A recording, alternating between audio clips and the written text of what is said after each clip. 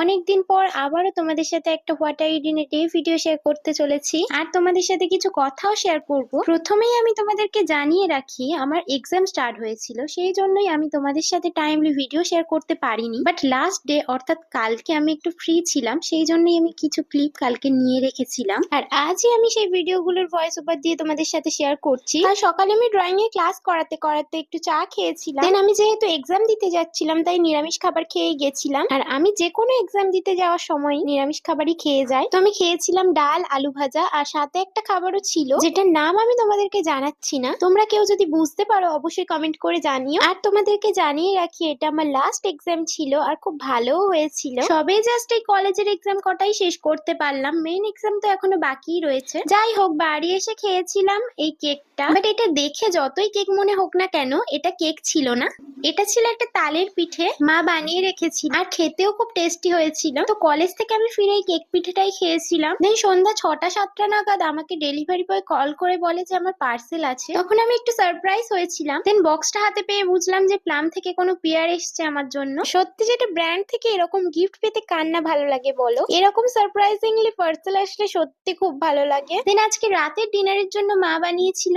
আলুর দম আর রুটি। ভিডিওটা কেমন লাগলো অবশ্যই কমেন্ট করে জানিও, আর নেক্সট ভিডিওর জন্য ওয়েট করো। খুব তাড়াতাড়ি নতুন নতুন ভিডিও নিয়ে আসছি। তো বাই সবাইকে।